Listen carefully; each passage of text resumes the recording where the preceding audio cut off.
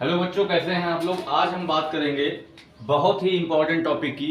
नाम है reflection. Reflection के बारे में हम लगभग कंप्लीट जानकारी आपको देने वाले हैं। सबसे पहली बात, आप लोग ये माइंड अपने दिमाग में बैठा लीजिए कि रिफ्लेक्शन बहुत ही आसान है, बहुत ही आसान है।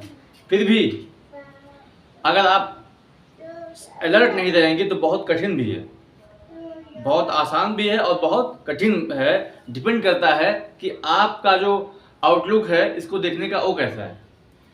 ठीक है, बहुत आसान है लेकिन सिंसियरिटी आपकी ज़रूरी है। इसको बार बार रिपीट करना ज़रूरी है। इसको बार बार रिपीट करने से ही है बहुत आसान होगा।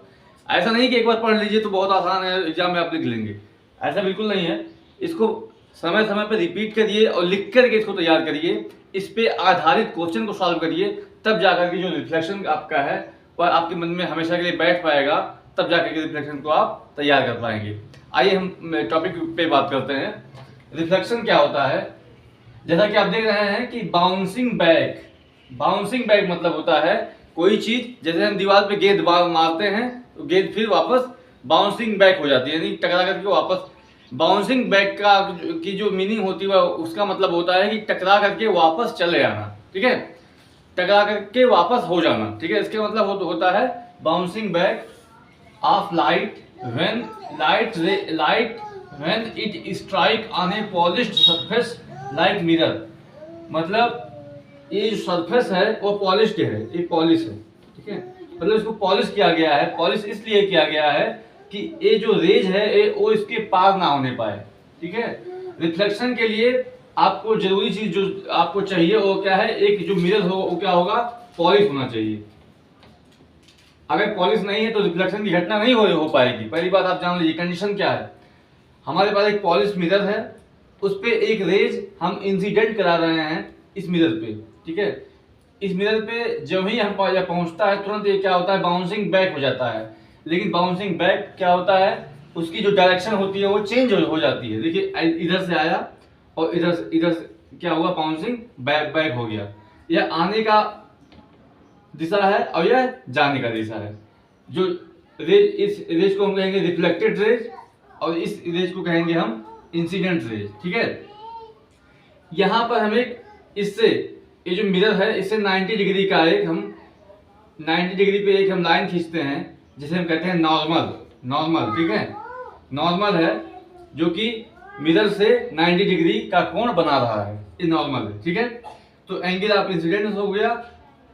अब नॉर्मल जो आपका होगा, ठीक है, यहाँ नॉर्मल से मान लिया ए एंगल हम ले लिया, हमने इस एंगल को मान लिया आई। ठीक है, आई इसको हमने मान लिया आर। आई मतलब एंगल ऑफ इंसिडेंस और आर मतलब एंगल ऑफ रिफ्लेक्शन। तो डायग्राम से आप रिफ्लेक्शन को ऐसे ही समझा सकते हैं। फिर आगे हम बात करते हैं, इसके कुछ लॉज होते हैं, इसके कुछ नियम होते हैं। पहला कि आई और आर बराबर होगा। बहुत सिंपल समझिए कि पहला जो है इसका लॉ ऑफ रिफ्लेक्शन होता है कि आई और आर हर हाल में क्या होगा, इक्वल होगा। इसको हम स्टेटमेंट में कैसे लिखेंगे, angle of incidence is equal to angle of reflection. Angle of incidence is equal to the angle of reflection. ठीक है, पहला आपका एंगल ऑफ रिफ्लेक्शन का जो रूल है वो यह है। दूसरा आपका क्या है कि यही जो आपको दिख रहा है इस फिगर में सब कुछ एक्सप्लेन है। तो इस मिरर पे देखिए ये जो प्लेन है इसको एक प्लेन मान सकते हैं, ये प्लेन में मिरर है। इस प्लेन पे क्या क्या है, इंसिडेंट रेज है, नॉर्मल है और क्या है, रिफ्लेक्टेड रेज है। तो आपको कहना क्या है कि ए लाइन और ए लाइन तीनों एक ही प्लेन पे रहते हैं। हम कह सकते हैं कि the incident rays, reflected rays and normal lies in the same plane. यानी कि तीनों जो है, यानी कि नॉर्मल और ए रिफ्लेक्टेड रेज और इंसिडेंट रेज, ये तीनों एक ही प्लेन पे लाई करते हैं या एक ही प्लेन पे होते हैं। एक ही प्लेन पे एक ही पॉइंट पे, देखिए ये कॉमन पॉइंट है, ये पॉइंट तीनों का कॉमन पॉइंट है। इसी पॉइंट पे नॉर्मल भी है, इसी पॉइंट पे इंसिडेंट रेज भी है, इसी पॉइंट पे रिफ्लेक्टेड रेज भी है।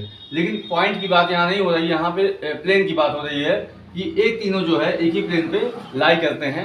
यह जो है आपका लॉ ऑफ रिफ्लेक्शन का दूसरा दूसरा ला है, ठीक है।